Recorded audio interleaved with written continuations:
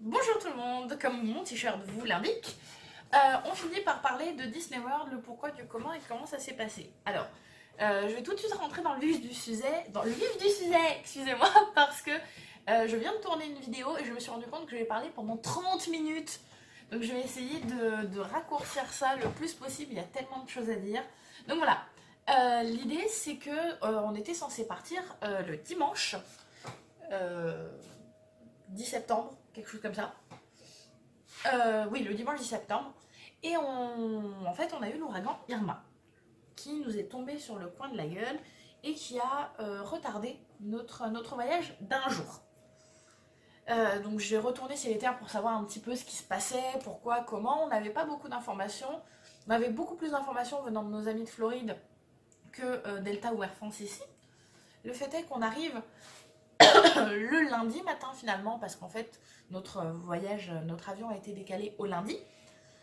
Et donc on monte dans l'avion en ne sachant pas si on arrive à Orlando aujourd'hui. Clairement, honnêtement, on n'a aucune idée. Delta, on n'a aucune idée. Tout ce qu'on sait, c'est qu'on part. On verra bien.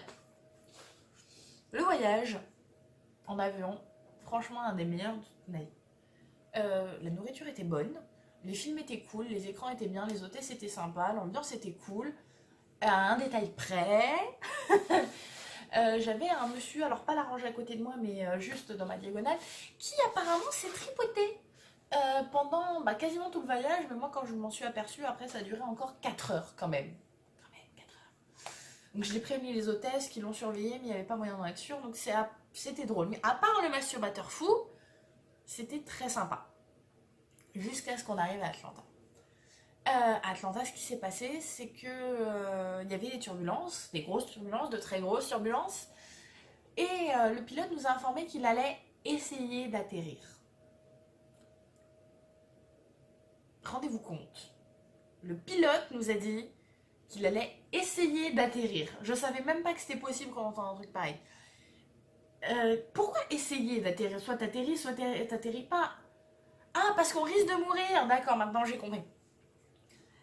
Donc, il y avait des vents super forts. Apparemment, on était à la limite, donc j'imagine qu'ils étaient entre 100 et 150 km/h. Et je pense que sans la maîtrise du pilote, on serait mort, clairement. Parce que l'avion faisait comme ça. Bon, moins vite, ok, mais l'avion faisait comme ça. Ce qui a découlé de deux choses. Déjà qu'on était mort de peur, et aussi que la moitié des personnes dans l'avion étaient malades. Donc la moitié des personnes dans l'avion étaient en train de vomir, hein, honnêtement, et l'autre moitié était en train de à peu près faire bonne figure en faisant la personne d'à côté d'air, ça va aller, d'air. Et de l'intérieur en invoquant tous les dieux, anges, démons, entités qui étaient possibles pour survivre à ce putain d'enfer. On a essayé une fois, on a essayé une deuxième fois. Bon, on était en vie, ça va. Les hôtesses de l'air ont assuré un max en envoyant des sachets en plastique à tout le monde qui vomissait, en nettoyant l'avion en moins de 10 minutes. Magnifique. Et là, on dit que bon, on va pas atterrir à Atlanta. No fucking way. Et donc, on va être déporté sur un autre aéroport. Ok. Donc, je m'imaginais un aéroport sur la hauteur d'Atlanta, quoi. Charlotte ou quelque chose un petit peu plus à l'ouest. Détroit. Genre Détroit. Le nord des États-Unis. Ah. Alors on part, du coup, à Détroit. On arrive à Détroit. On a atterri en début d'après-midi. Et on nous a expliqué qu'on allait devoir déjà récupérer nos bagages et faire la queue pour le comptoir Delta pour rebooker notre vol. Donc on avait bien compris qu'on avait dans le cul pour arriver à Orléans ce jour-là. À Orlando, décidément, ce jour-là. Mais heureusement, on avait sympathisé avec un couple de Français à Charles de Gaulle qui nous a permis de nous serrer les coudes et de ne pas nous entretuer dans tout le bordel, les Hunger Games qu'on a vécu à ce moment-là. Car on a fait la queue pendant 7 heures. 7 heures. Avec nos gigantesques valises qui pesaient 12 millions. Bah non, qui pesaient pas lourd en fait. Mais avec nos gigantesques valises qui pour nous pesaient 12 millions de kilos à ce moment-là parce qu'on était crevés. Et sans eau ni nourriture. Car l'unique stand de Détroit avait déjà été complètement ravagé par tous les autres avions qui avaient été là. Bien sûr, on n'était pas les seuls à avoir été envoyés là-bas. Logique. Donc avant la 6e heure, on nous a rien donné. Et après, on nous a donné des affreux snacks dégueulasses. et de l'eau. C'est déjà ça, mais bon. Et surtout, ce qu'on a compris, c'est qu'à ce moment-là, il était quand même déjà bien tard et que l'hôtel de l'aéroport allait être plein. Donc où est-ce qu'on allait dormir? On arrive au comptoir Delta, on tombe sur une personne merveilleuse qui fait des pieds et des mains pour que non seulement on soit dans le premier avion d'Orlando, mais qu'en plus on y soit tous les 4. Donc franchement, travail de chef, Delta Airlines, ils y peuvent rien, si c'était Irma, ils ont fait un boulot de folie. Les hôtesses de l'air, le pilote, les gens qui géraient ça à Détroit, franchement, magnifique, rien à dire, Delta, c'est la folie. Et du coup, on est sur le premier avion d'Orlando qui part donc à 8h du matin. Il était 23h. Donc où est-ce qu'on dort? Et on nous explique que soit on dort dans l'aéroport, soit on prend un taxi qui nous amène à un hôtel, tout est à nos frais, il faudra envoyer la facture à Delta. Oui. Bien sûr. Du coup, on décide de dormir dans l'aéroport. Donc on s'est d'abord installé pendant 1 heure au niveau des arrivées des bagages parce qu'on ne pouvait pas passer le poste de sécurité avant minuit puisque notre vol était pour le lendemain. Donc il fallait qu'on soit le lendemain pour passer la sécurité. C'est logique mais c'est relou. On passe la sécurité, on se trouve dans un gigantesque terminal d'aéroport. Mais vraiment, genre gigantesque. Le machin devait bien faire un bon kilomètre. Ouais, je pense à peu près. On s'installe à la porte de notre avion qui décolle donc maintenant dans 8 heures. Et on décide d'essayer de dormir. Notez le essayer. Parce que dans ce terminal d'aéroport, il faisait donc moins 8000, à peu près. Et en plus, on avait un putain de tramway qui faisait des allers-retours alors qu'il n'y avait personne dans l'aéroport. Il n'y avait personne dans le tramway, mais il continuait à faire ses putains d'allers-retours. Et nous créait un vent, un courant d'air glacé de merde. Donc, personne n'a vraiment dormi. Mais j'étais la première à me réveiller et du coup je pouvais pas rester là sans bouger. J'ai décidé de faire des allers-retours dans l'aéroport jusqu'à ce que mort s'en suive pour finalement me rendre compte que oh mon dieu, la plupart des magasins et restaurants ouvrent à 5h du matin. Courage, plus que 3h. On s'est tous réveillés un par un. On n'en pouvait plus. Franchement, on n'en pouvait plus. À 5h du matin, le McDo a ouvert, on s'est jeté sur le McDo. Jamais je mange des fast-food. On s'est jeté sur le McDo, on a défoncé le McDo. On n'avait pas mangé depuis tellement longtemps. Incroyable. Incroyable. Et du coup, on attend notre avion arrive, notre avion décolle. Notre avion atterrit à Orlando. Ce vol se passe bien sûr sans encombre. Tout va bien. Excusez-moi, je vois mon chat qui se roule sur un carton, c'est absolument trop mignon. Et donc du coup, arrivé à Orlando, il était presque midi de mémoire. Et on avait une réservation au Be Our Guest à Magic Kingdom à 2h. Je voyais le chaud patate du truc. Donc je décide de dire à Caroline, on prend pas le Magical Express, ça peut prendre 1h30 pour arriver là-bas. On prend un taxi, tant pis, je le paye. Et dans toute la folie de ce voyage infernal, on avait réussi à oublier qu'il y avait réellement un ouragan qui avait touché Orlando. Et en sortant de l'aéroport, vraiment en étant dans le taxi, on s'en est rendu compte parce qu'on pouvait voir des arbres arrachés, des trucs à moitié tombés, des panneaux publicitaires où il manquait des morceaux. Enfin vraiment un côté un petit peu apocalyptique, mais en même temps, toutes les facilités urbaines étaient propres et prêtes à l'usage. C'était incroyable. Tout ce qui était facultatif n'avait pas été fait parce qu'on a le temps.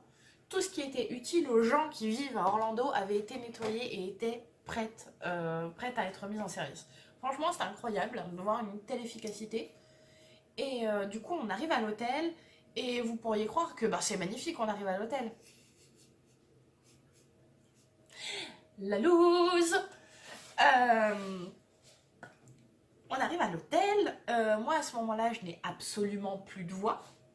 Une espèce de mélange entre Marge Simpson et Juliette Gréco, un truc affreux.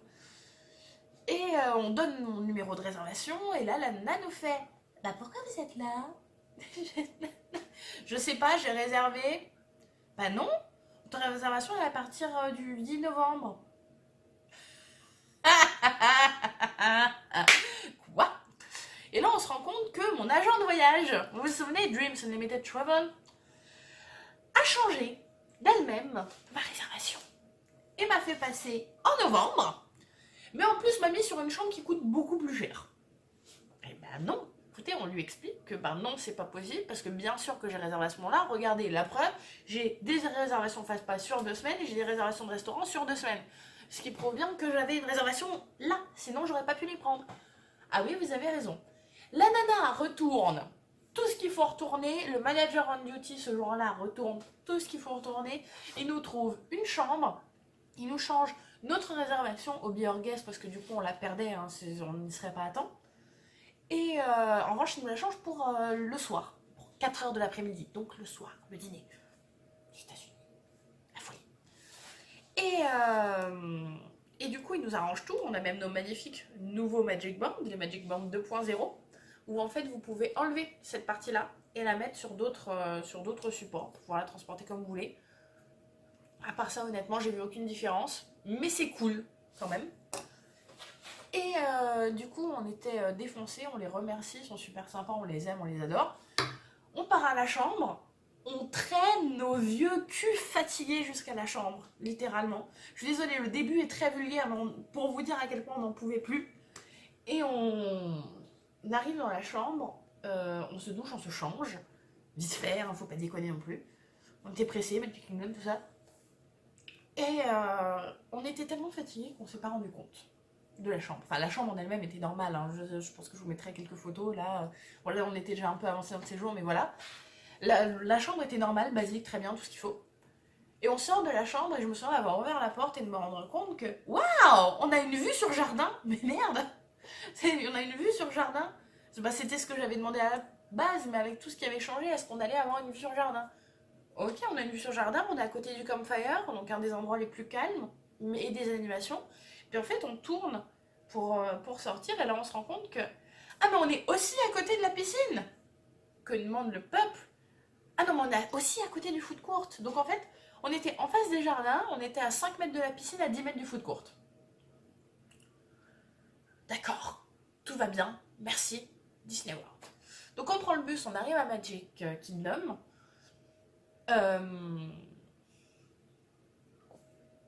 C'était incroyable. Quand